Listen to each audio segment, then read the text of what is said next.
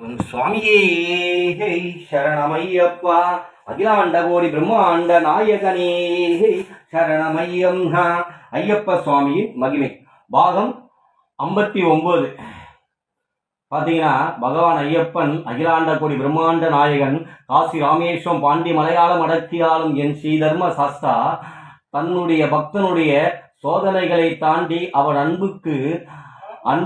அன்பை வடிவமாய் ஐயப்பனா உள்ள வர, நான் அவன் மீது கொண்ட பக்தியோடு சார், அவன் அருளால நான் பக்தி கொண்டேன், அவ்வளவுதான். நான் என்றதே இல்லை, அவன்தான். அந்த பக்தியை உள்ள வர வைக்கிறதும் ஐயப்பன் தான், அந்த பாசத்தை அவன் மேல காட்ட வைக்கிறதும் ஐயப்பன் தான். நம்மளாம் ஒண்ணுமே கிடையாது. இறைவன் மீது பக்தி கொள்ள, அன்பு கொள்ள இறைவன் அனுகிரகம் வேணும். அப்ப அவனுடைய அனுகிரகத்தால் நான் பல சோதனைகளை தாண்டி அவனுடைய அனுகிரகத்தால் அவன் ஐயப்பனே உள்ள வருவார். பகவான் ஐயப்பன் நான் என்ன நினைத்தனோ அதற்படி பகவான் ஐயப்பன் ஸ்ரீதர்ம சாஸ்தா உள்ள வரார். எனக்கு ஐயப்பனை 365 நாள் வச்சு கும்பிடணும்னு எனக்கு ஆசை. அவனை அந்த கார்த்திகை மாதம் மட்டும் கும்பிட்டு எடுத்து வைக்கணும்னு எனக்கு ஆசை இல்லை. அது ஒரு பொய்யான விஷயம் மாறிக்குது எனக்கு. ஏன்னா எல்லாரையும் நம்ம குறை சொல்ல விரும்பலை. இறைவன் எந்த இடத்துல இருக்குன்னு நினைக்கிறானோ அந்த இடத்துல மட்டும்தான் இறைவன் வாசம் செய்வான். அவன் மனசு வைக்கணும். அப்படின்ற விஷயத்துல பகவான் ஐயப்பன், நான் மனம் குளிர்ந்து குமுறும் போது பகவான் ஐயப்பன் என் கூட இருக்கணும்.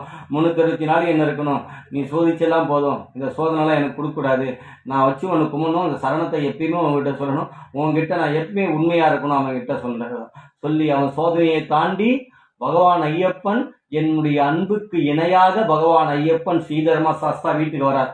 விக்கிரகமாக உள்ள வரார். அவர் வந்த உடனே அவருக்கு அபிஷேகம் செய்ய தன் தாயே அவருக்கு அபிஷேகம் செஞ்சுக்கினே இருக்க செய்யும்போது பகவான் ஐயப்பன் அவர் மட்டும் உள்ள வரல. ஆதிபராசக்தியும் மகாவிஷ்ணுவும் சிவபெருமானும் மகாலட்சுமியும் உள்ள வராங்க. 4 பேரா உள்ள வராங்க. ஐயப்பனோட சேர்த்து மொத்தம் 5 பேர். ஐயப்பன் ஃபர்ஸ்ட் உள்ள வந்துட்டார். உள்ள வந்த உடனே ஆதிபராசக்தி உள்ள வர வைக்கிறார், சிவபெருமான் உள்ள வைக்கிறார், மகாவிஷ்ணு உள்ள வைக்கிறார், மகாலட்சுமி உள்ள வைக்கிறார். 4 தெய்வங்களா உள்ள வராங்க. விக்கிரகமா உள்ள வராங்க. உயிருள்ள ஜீவனா ஆத்மாவா பரமாத்மா உள்ள வராங்க. ஃபர்ஸ்ட் இந்த 5 பேருக்கு அபிஷேகம் செய்யற பாருங்க.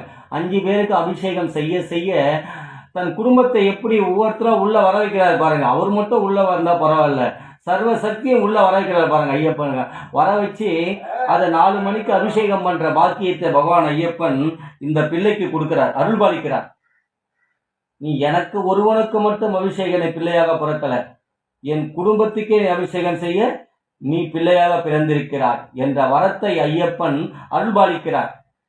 பாருங்க, அவங்க உள்ள வந்தோடனே வெற்றி வடிவேலன் உள்ள வரார். தன் அண்ணனாகிய வெற்றி வடிவேலனை உள்ள வைக்கிறார், தன் அண்ணனாகிய கணபதியை உள்ள வர வைக்கிறார். ஆனா ஃபர்ஸ்ட் கணபதி தான் உள்ள வந்தார். ஆமா, அது சொல்ல மறந்துட்டேன். ஃபர்ஸ்ட் கன்னிமூல கணபதி உள்ள வரார். கன்னிமூல கணபதி உள்ள வந்ததுக்கு அப்புறம் ஐயப்பன் வரார் பாருங்க. அதுக்கப்புறம் வெற்றி வடிவேலன் உள்ள வரார்.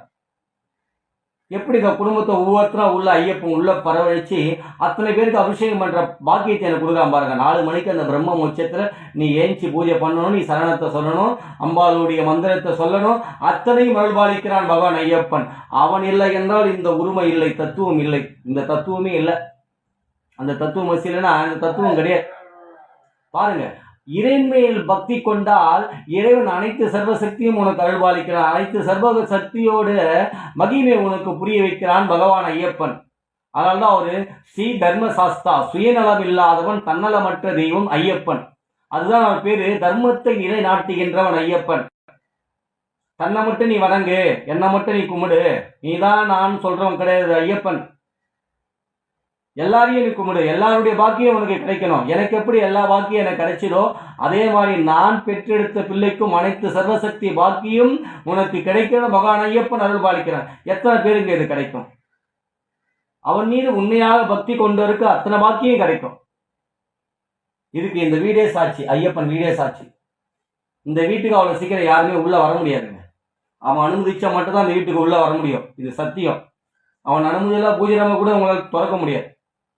இது அவன் வீடு, தத்துவமசி வீடுங்க. அது அனைத்து சர்வசக்தியும் உள்ள வாழ்ந்துட்டு இருக்காங்க. அப்படிப்பட்ட வீட்டில் பகவான் ஆட்சி செஞ்சு நிற்கிறார். சுவாமியே சரணமையப்பா. ஓம் ஸ்ரீ போதநாத சதானந்தா சர்வபூத தயாவரா ரக்ஷ ரக்ஷ மகாபாவு மகா சாஸ்திரி தும்யம் நமோ நமக. சுவாமியே சரணமையப்பா. அகிலாண்ட கோடி பிரம்மாண்ட நாயகனே சரணமையப்பா. குருவே துணை, குருவே துணை, என் ஐயப்பனே துணை. சுவாமியே சப்பா, சுவாமியே சரணமையப்பா.